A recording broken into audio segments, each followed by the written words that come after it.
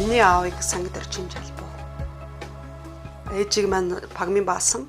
Тэгээ миний ээж аав хоёр бол 50 гаруй жил ингээ ханилсан улсууд байгаа юм. Тэгээд ээж аав хоёр маань Баянгор аймгийн Үлзий цумын харьяа. Тэгээ залуудаа нутагтаа Баянгорын Үлзий цуманда хөдөө танилцаад тэгээд манай ээж аав хоёр бол ингэсэн мэт. Тэгээ манай хамгийн том ихч хонжилтэй. Тэгээ дундалт нь бас хонжилтэй хүн байгаа. Тэгээ хамгийн бага дүү маань хонжилтэй. Тэгээ ерөнхийдөө бол манай ээж аав хоёр 50 гаруй жил ханилахтаа тэгээ 24 жилийн турш 12 хүүхэд гаргасан байдیں۔ Тэгээд тэн дотроо бас ихэр хүүхэд байгаа. Ихэр ах байдаг. Тэгээд манайх болохоор 4 хүүхэн, 4 эмэгтэй, 8 хүүтэй л ийм 2 хүн байна.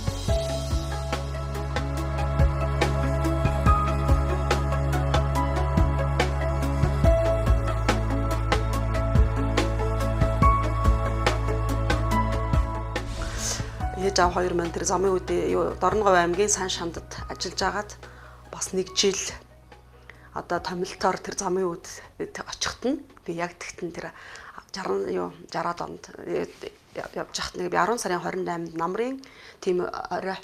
Тэгэхээр нэг тийм гоё өдөр төржсэн гэд ээж минь тэгжсэн. Чи замуудын борхон талгад гэдэг газар төрсөн шүү миний хөө гэд. Тэгээд бусад дараа нь тэгээ манай ээж аав хоёр бол ерөнхийдөө 10 жил төмөр замаар явж байгаад буцаад ээж аав нас дуудаад одоо бид нар өгчлөө та нар ирж одоо энэ юм яахгүй бол тэгээ буцаад манай 70-аад оны ихээр бол Баянгор аймаг руу явсан насаараа манай аав ээж хоёр Баянгор аймгийн худалдаа бэлтгэлийн дээрээстэд насаараа ажилласан хүмүүс бай. Тэр социализмын үед бид нар худалдаа бараадсан учраас ерөөсөө тэр хүний өмсөөгөө гоё ганган юм өмсөн. За тэгээд хоол ундаар дутагдаж явсангүй аав маань ерөөсөө насаараа ажиллахдаа улсын амралт гэж юмд амарч үзээгүй. Дандаа л нөгөө нэг зуныхаа амралтаар олон хүүхдтэй болохоор тэргээд хижээн хүүхдүүдэд ажил сургая гэд бөөний нөгөө нэг хонь мон ядалдаг газар руу бандраа аваа явчихна. Тэгэл тэнд хүүхдүүдэд ноос яргах, хонь яргах тийм ээ ажил хөдөлмөр зааж өгнө. За өвлийн цагт бас ядарсан зүдэрсэн хүнд их тусалдаг хүн байсан манаа. Гэхдээ тэр зайлвал нөхөрс өдөргүй тэр миний хүүхдүүд очиод тийм ээ тэр ихчийнхаа нэргөө ихчийнхаа очиод төлөө нүрсийн модын яачих хөрөөдөө төгчих миний хүүхдүүд тэгээд төлөөний үрсийн нэг удаа яах юм чи янзлаад өгчих. Ингээл дандаа хүүхдүүдээ тэгээд бид нар чих ажилсагч хүүхдүүд байсан. Манай авч олон 5 хүүхгүй 12 хүүхдээ ерөөсө зогдож үзээгөө. Тэгээ ямар сандаа ээж уурлаад ястаа нэг би л нэг хамаг хүүхдээ ерөөсө би л яах юм чи ерөөсө юм хэлэхгүй ямар муу санаатай хүн бэ. Хали чи тэрийг зодооч зохиочих гэдэг аахгүй юу. Тэгээд аа мань тэгэхээр бидний нөгөө бидний ч тэхгүй эрэгтэй хүүхдүүдийнхаа нөгөө нэг юуг өмнөд шотолчаад гудлаа гараа ингээ алгаа зүгээр ингээд тавьдаг байхгүй юу. За болчлоо гэдэг ингээд. Тэгэл ээж инээ гэл.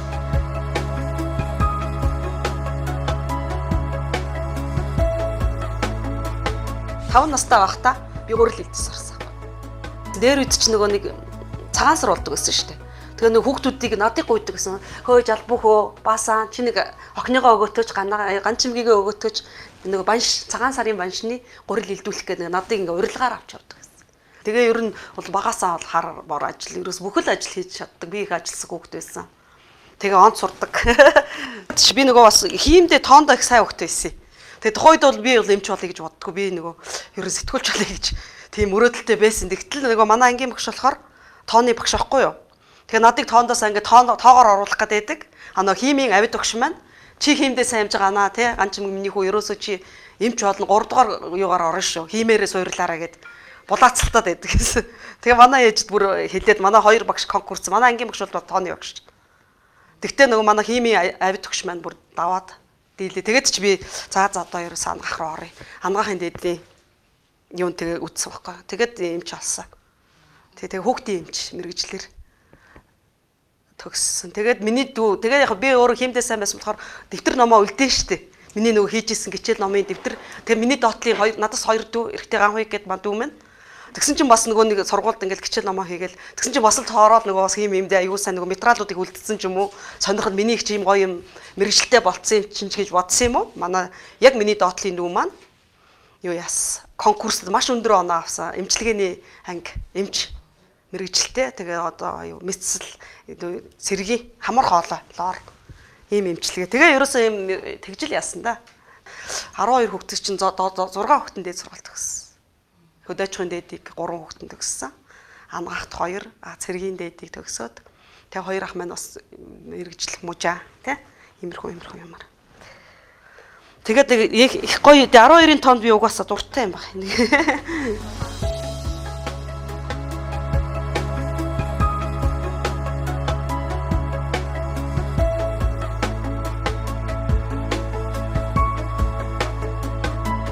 Даралт гоё байна.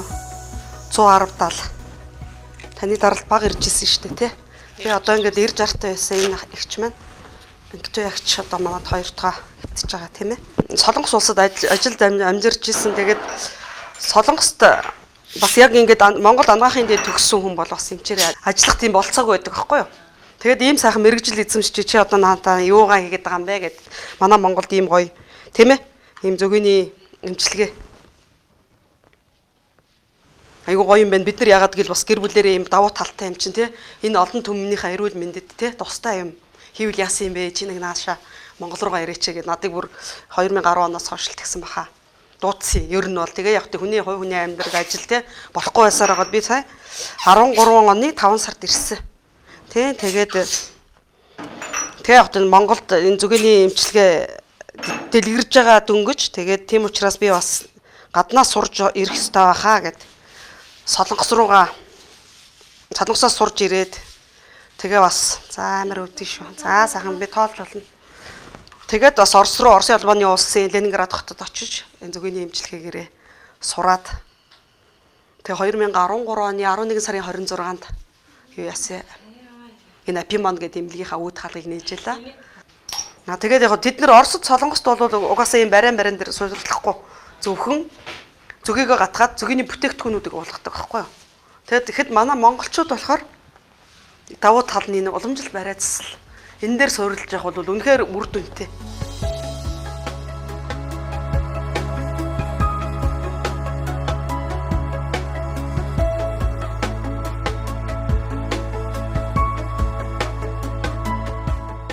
Оросын улбаны улсаас 50-д онд Жамц гэдэг хүн энэ зүгийг анх Монголд нутагшуулж, суурьшуулж тий яасан юм бэ лээ.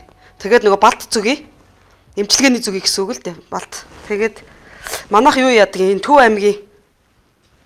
Төв аймгаас зүгийг авдیں۔ Хүн болгоны тэр зүгийн хор хүлээж авах чадвар харилцан адилгүй байдаг нь бол хувь хүний онцлогтой. Тэр зүгийн гатгалт чаалгаагүй. Тэгээд энд нэг хүн 20 зүгийг хатгуулж байгаа тэнд 100 зүгийг 108 зүгийг ч гэсэн хатгуулаад ингэ явах жишээ. Тэгэл ерөөсө хувь хүний л өөрийнх нь тэр юунд нь физиолог тэр юунд нь тохируулж ил би энэ зүгийг хатгадаг байхгүй юу? Жишээ нь одоо нэг хүн энэ хүн чинь гівтчихэд 6 сар ч юм уу жилийн дараа ахиж ирчээд та надад олон зүгийг хатгадаг штэ гатгаах гэдэг хүн бас байдаг штэ. Тэгэхэд бол ихэхгүй. Эхлээл поробдол 50 тэгээд хянжит энэ хүн ерөнхийдөө за энэ ийм ерөөсөл А Б үсгнээс нь эхлээл яг өвдөлттэй хэсгээс эхэлдэг боловч за үндсэн тийм нэг гатгалтууд байдаг байхгүй юу? Чи нөгөө их шиг долоо байхгүй бид нар уншиж чадахгүй гэдэг шиг тэрнтэй адилхан үндсэн яг гатгах яг зайшгүй гатгах тедэнцэг. За тэдрэгээр нь ороод тэгээд яг хүнд өвчөө нуруу татсан бол яг тэр хэсгээс өвдөлттэй хэсгийг хөгөөл ингээл эхлэнэ. Тэгээд нөгөө хүн чинь ингээд нуруу тий Г өсгөх шиг жирэн Д өсгөх шиг жирэн янз бүр хүмүүс чи их юу хэцүү шттэ. Тэрэгэн цэртээр явж чадахгүй залуухан 30 идэх настай хүн харвцаа ороод ирж байна. Хэл яриа нөгөө ухаан санаагаа алдсан. Одоо Баяр Магна гэдэг залуу би фэйсбુક дээр хүртэл тавьсан л байгаа. Тэр залуу маань дөнгөж 30 идэх настай тэгэхэд харавцсан ухаан ой зунаа нөгөө нэг алдцсан. 3 гэхээс өөр юм мэдэхгүй. Ингээл 3 ингэдэг байхгүй. 3 өөр юм юу ч мэдэхгүй. Тэр хүн маань тэгсэн чинь хөлд ороод оюун санаанд буцаад ирсэн. Жишээ. За тэгээд таягтай одоо хэм бод гэд нэг хүн байдгийн энэ юунаас ирсэн. Сүхбаатар аймагаас. Тэр хүн 20 хэдэн жил эмнэлгээр явсан гинэ. Тэр хүн 59 настай над дээр ирсэн. Тэгэхэд ерөөсө 2 суг таягтай ерөөсө толгойн газар хүрч байгаа шүү. Тим хүн орж ирээд будгаа. Тэгээ нэг 2 хүнний өрөөнд оруулсан чинь эхнийхээ эмчилгээг хийлгээд тэгээд нөгөө хүн маань шууд орон дээр нөгөө анх орохдоо орон дээр сууж чадахгүй ингээ бүндгнөд ингээ сууж чадахгүй бүндгнөд ингээ очоод байсан хүн чинь эмчилгээ эхний бариандаа ороо зөвхөн гатгуулж орж ирээд палатанд өрөөндөө орсон чинь нөгөө хүн чинь ингээ зүгээр суусан чинь нөгөө хажуу талынх нь хам гайхаж байгаа юм чинь. Гэтэл ямар амар сони та нар чи эд шидтэй юм уу ил битээ юм уу зүгийг чинь тэгдэм үү та нар тэгдэм үү гэдэг ингээл манай барай болохоор чи их жоохон онцлогтой гатуу барайч гэх юм уу ерөнхийдөө сууг судлыг хөөгд эхний 3 барай бол үнэхээр чанга зүгээр ингээд дийлж таалаад тахгүй яг өвчтөе сууг судлыг хөөгд ингээ барьдаг. Тэгээ ерөнхийдөө өвдөж чадсан юм чинь бас эмчүүлж чадаасай. Энэ гоё эмчилгээ хямд төсөр хүнээс олон юм шаардахгүй. Нэг сумаар одоо хичнээн туулаа буудаад байгааг мэдэхгүй шүү дээ. Тэ? Зөвхөн ингээд нуруу өвдсөн. За дараалт өндөр харавчлаа, тийм ээ. За тэгээд хуин шар ус хөөрдөг, тархины судасны нарийсалтай толгой тархи их өвддөг. Тэгээд аюу олон улсууд ирдэг. Тэгээд тэр болгон үнэхээр манахаас бол ингээд орж ирэхээр би хүмүүсийг ингэдэг байхгүй юу ерөнхийдөө. За яг хүний ерөөсө царай нүүр гэдэг чинь хизэж худлаа ялдгүү. Тийм учраас ирсэн өдрөө та нар ингээд нутцтай юм чи одоо зураг авчгаа. 10 хоногийн эмчилгээний дараа ямар өөрчлөлт гарч байна. Энийгээ хараа.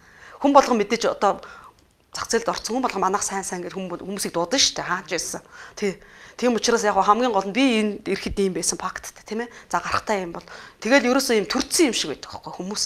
Тэгэл хүмүүсийн чинь дархлаас эргээд ирэхэр чинь нөгөө нэг тий нүүр ам нь ингээд гөгөрцөн тий яатсан тэгэл зовоорондоо шаналгаатай босож ямар л олигтой байх вэ тий. Тэгэл яг хад ер нь үндсэн 3 өдрийн эмчилгээ. Зарим ч бол ерөөс 1 хоног эмчлүүлэл ерөөсөө тэр зовоорууд нь арилаад шууд хүлээж авал ингээд.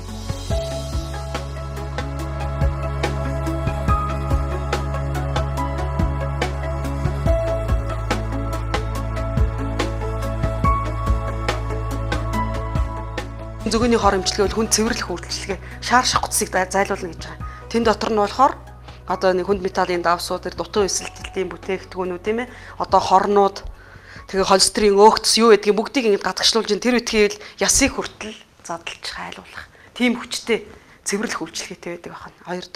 Гуравдугаарт одоо орчин үед ер нь дархлаатай хүн байхгүй болцсон. Алхам тутамдаа стресс, хөдөлгөөний дутагдал, хоол унд, удас шүрмэс тий бүхэл юмд ингээд нэрвэгдээд ерөөсөө хүний дархлаа унаад байдаг. Тэгэхэд энэ зүгийн хор эмчилгээ болохоор дархлааг босгож сэргээж өгдөг дархлааны систем юм. Тэгэхээр ийм үндсэн 3 юмыг хийгээд өгчөж байгаа юм чинь тэр хүн угаасаа л эрж хүчтэй, эрүүл саруул ингэж байх нь угаасаа ойлгомжтой. Тэгэл тэр үтгийг хэл ингээд өндөр даралттай хүн одоо та одоо 2014 оноос хойш ирсэн биз. 15 оны хэдэн сард ирлээ? 3 сард ирсэн. Одоо тэрнээс хойш нодон та 11 сард ирсэн мөлөө. 92 дахь гэвч 10 сард. Тэгээ хөдөлгөөн байцаалаа тий. Стогоо.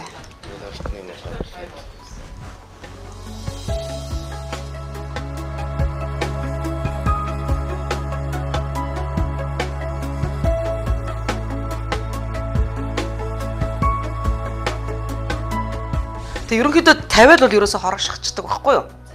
Тэгээд яг хуу ерөнхийдөө бол дор нь авсан ч болно жоохон байлгаж байгаа ярьж хөрөө те тэрэнд бол нэг яг тийм юм байхгүй зүгээр гатхан гутлаа эн чинь бүр байгалийн тариур гэдэг байхгүй. Удаахан шиг 10 тоолохтол тэр өвдөлт хорсолт зүгээр болчихно. Тэр хооронд хизээний шахацсан хорчин угаасаа шууд цус руу те шууд орцсон л байна гэсэн үг тариулцсан гэсэн. Нэг удаа гатах гэдэг нь шүү дээ. 0.2 мг хор шахаж байгаа гэж байгаа. За тэгвэл тэрийг хүн зүгээр мэдэхгүй шүү дээ нэг тоо. Гэтэл би Солонгост наадмаг сурахад юу яадаг 1200 единиц пенцилинтэй тэнцүү. Пенцилин ч нэг шилэндээ 500 единиц гэж байдаг шүү дээ. Тэгэхэд энэ нэг удаагийн гатхуур маань 2.5 шил пенцилинтэй тэнцүү гэсэн үг шүү дээ. Одоо жишээ нь энэ хүн би 10-ыг гатглаа гэх юм бол энэ хүн 25 шил пенцилинийг нэг дээр тариулж болох уу? Болохгүй шүү дээ тий. Угаасаа тэр химийн гаралтай юм тэгэж явахгүй. Тэгэхэд ерөөсөө энэ зүгийн хор хүний бие организм дасал болдоггүй. 98% нь өөрт нь шингэж идэг гэж. Тэгэхээр ерөөсөө хүн байгалийн бүтээгдэхүүн тэгээ байгалаар нь ерөөсөө эмчлэх гэсэн энэ манай гол зарчим бол тэр л байна. Зөвхөн ч угаасаа нэг удаагийн байгалийн тариур гэж байгаа шүү дээ. Тэгээ нэг удаа ашигласан юм чи өөр ахиж өөр хүн шилжүүлж тавих 2 удаа гатгах гэсэн үг байхгүй. Нэг удаа гатгсан бол тэгэл энэ зүгийг ашиглахдаггүй хэрэггүй болж байна гэсэн үг. Нэг удаа гатгсангээ хаа хамаагүй хаяад байж болохгүй. Би бас зүгийгээ өөрөө бас шашин шүтлэг ч юм уу ийм гоё юм хийж байгаа юм чинь зүгийгээ бас би оршуулдаг. Оршуулдаг гэж хэсэг сонирн байж магадгүй тийм ээ. Хүн амтан гიშрэхгүй газар тэгээд аюу гоё тийм ариун тийм газар л одоо хүн амтанд яахгүй. Тэгээ байгальд нь өөр нь тэгэл өөр нь юу яана. Тэрээс хаа хамаагүй хог руу хаях ч юм уу тийм юм байхгүй шүү дээ. Тэгээ ерөнхийдөө бол 6-аас 8 цагийн дараа энэ зүгийг өөлөх хүчээдэг тийм. Тэгээ ийм хөрхөн хайрцагтай контейнертай тийм хөрх.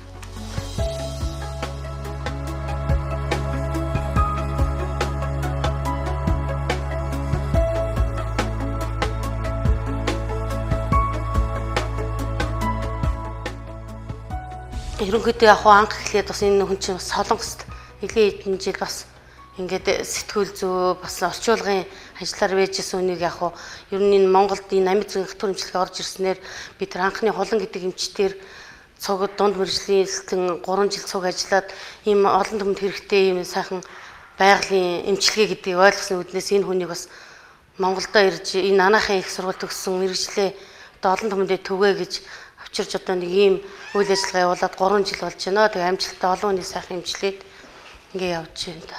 За ер нь яг юмд их дайчин. Ер нь нэг л юм хийгээл тгээгээл тэгвэл ер нь их дайчин хурц. Ер нь багасаа нэг тийм ер нь давуу чанартай ер нь хичээл юм хийсэн ч гэл ер нь гэрэг ажил хийж байгаа л хичээлдээ их шамддаг ер нь их хөдөлмөрчлөлтөө сургууль дахтаа ингээл гимнастикаар хичээлдээ онц сураал тэгэл анаахын дээдийг төгссөн. Анаахын дээдийг айгуу сайн дүнтэй төгсөж ирсэн. Тэгээ яг одоо хүний нутагт би бас 2004 он Солонгос явсан. Тэгэл хүний нутагт чинь хэцүү шттэ. Гэр орноос амны өргөө өгөхөд одоо нутаг ус ээж аваагаа. Тэгэл яг ер нь хаяада ганц нэг юу сэтгэл хөдлөлөөрөө юм биччихэл тэгэл тэрийг нэг тоохгүй.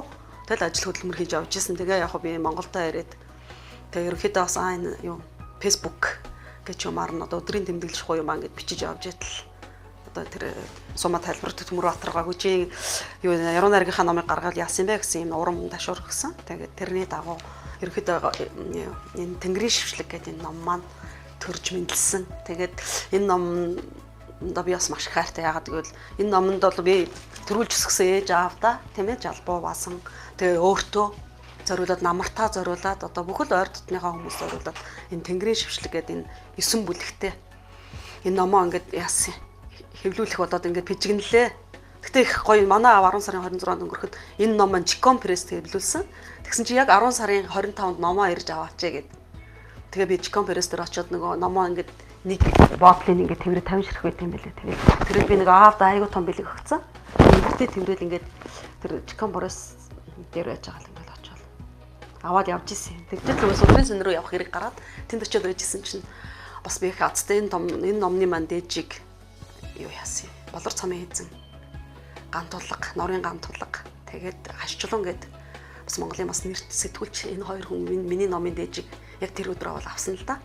Тэгээд их гоё санагдчихсэнгүй чи би зүгээр л жирийн эмч хүн штэ тий. Тэгэхэд одоо миний номын дээжиг тэр том болор цамын эзэн тэгээд мэлаагаад надад бас ингээд мөнгө 10 мянган төгрөг. Тэг би бүр ичээд айгаад сандраад тэгээд гоё. Тэгээд сая миний нэг номын баяр болоход чи маань би мартцсан байгаа штэ.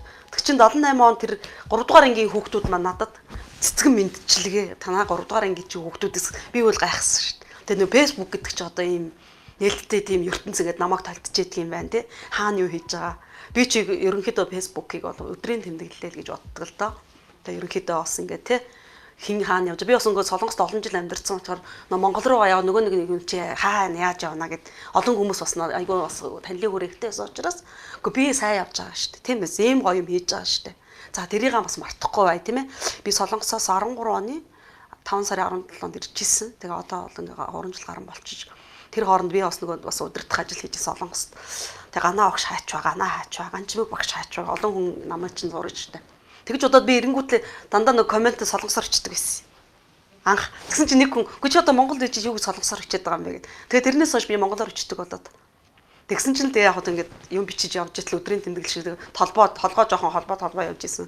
Зарим хүнд нь шүлэг гэдэг л баг. Миний хувьд бол яг ерөнхийдөө сэтгэл тэгэл бодит юмыг газар дээр нь сурвалддаг. Ер нь би өөрөө сэтгүүлч болъё гэж боддог гэсэн болно. 10 жилтэй.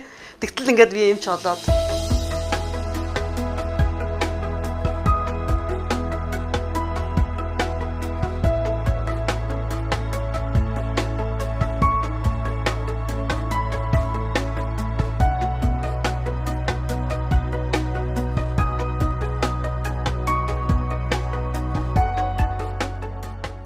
...2004 онд яваад өдөр болгон би өглөө тэр эрхийг эргүүлэхгүй гэж байхгүй. Аавдаа мөрөхгүй өдөр надад байгаагүй.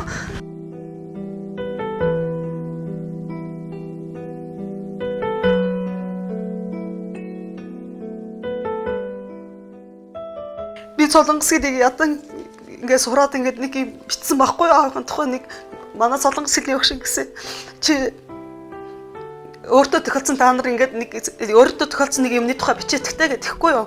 Дөнгөж Солонгосыг сурч байхад маань тэгээд би аавынхаа тухай бичсэн.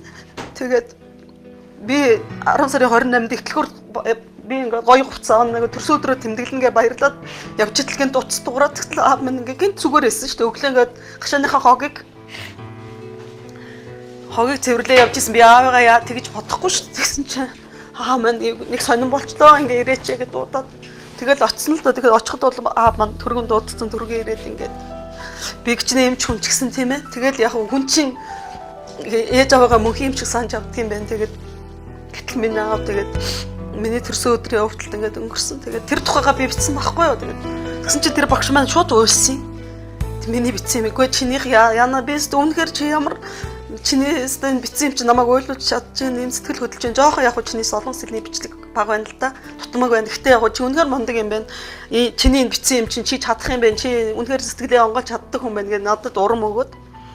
Тэгсэн чи яг би тухайн үед бас нэг солонгос эмэгтэйчүүдийн юу сонинд нь сэтгүүлч авна гэсэн тийм нэг зар явсан. Тэгээд тэрнийхээ дагуу би бас ингэж юм бичих авьяастай юм байна. Би урам ороод тэгээд тэр нэгэ шалгуулсан чинь тэнцсэн. Тэгээд би тэр эмэгтэйчүүдийн сонинд 2010 оны 11 сарын дугаард миний аавынхаа тухай бичсэн тийм нийтлэл тэр олон мянган хүн дотроос шалгараад нийтлэгдэхгүй юу. Тэгээд яасан чинь нөгөө бүтэн 6 жил энэ дээр дарж өглөө болгон эргүүлдэг хүн чинь ерөөсөө энэ сонин хэвлэл намайг эдгэсэн байхгүй юу. Тэр эмэгтэйчүүдийн солонгосын эмэгтэйчүүдийн сонин намайг эдгэнэ гэж би санахгүй шүү дээ. Тэгэхэд би үнэхээр тэр сэтгэлийнхаа шарахыг бүтэн 6 жилийн тэр юмыг бол тэр солонгос орны тэр эмэгтэйчүүдийн сонин болно гэж эдгэж өгсөн юм а. Тэгээд энэ удаа бол ингээд энэ Тэнгэрийн шүвшлэг гэдэг ном маань үнэхээр би аавдан бол том бэлэг те 12 хүүхдээс хүн болгоно бас бичихгүй тийм ээ. Гэхдээ үнэхээр ингэж надад урам зориг өгч энэ номыг гаргахад хүн тусалцаа үзүүлсэн бүх л хүнд одоо би талархсан. Сэтгэлээ одоо хэлэхэд бол маш багтах бах. Тэгээ энэ дэшээ энэ номоор тосохгүй ер нь би сэтгэлдээ хүн гэдэг чинь хөг аялгаа байдаг юм байна. Тэгээд энийг ямарваа нэгэн хүн ингэж хөглөж явах хэрэгтэй юм байна гэх тэгээд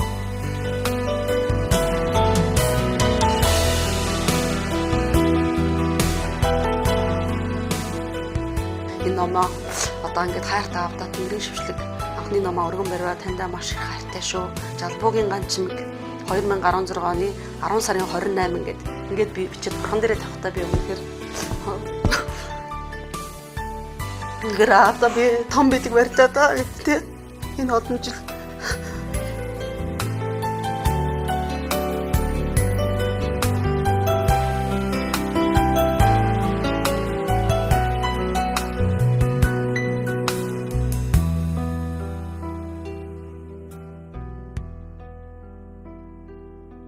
намрын тэр өдөр нарны цацраг ихэгдэн хуйндан орох утга мэт харанхуйлсан намрын тэр өдөр нулимсан бороо асгарсан намрын тэр өдөр нүцгэн бол мод болон үлдсэн намрын тэр өдөр намсхан салхи гуних тавтан урвайсан намрын тэр өдөр навчис хөлд хөгөлдрөн уумирсан намрын тэр өдөр навсайж нэвсийгээд тэрийн унсан. Би одоо хандаа Батцэнгэлдээ маш их баярлж байна. Тэгээд бас охиндоо баярлж байна. Эргэн тойрон байгаа бүх улсууд хүний сэтгэл гэдэг чинь өөрөөсөө хөг аялга байдаг юм байна. Тэрийг хөглөх нь хэн нэгэн хүн хөглөдөг юм байна. Тэгээд ингээд хүмүүс гоё сэтгэлээ бичиж байгаараа бүгдөө хүн болгон яруу найрагчл байдаг байх гэж бодож байна. Ягаад гэвэл би өөрөө ингээд яруу найрагч болцсон. Одоо ном гаргацсан болохоор яруу найрагч гэж магадгүй. Ерөнхийдөө хүн болгон бол яруу найрагч шүү. Тэгээд манай эрүүл сарвал байхад бол хүн тэ сэтгэл зүрхээ нээж ижил эрүү болдог болохоос биш эмнэлэг дээр очиод эмч дээр очиод эрдэмтэн докторт очиж хизээч гэж эрүүлчихгүй. Сэтгэлээ нээлттэй байлгаж байгаараа өөртөө хайртай байгаараа нөгөө байгальтайгаа их ойрхон байгаасаа л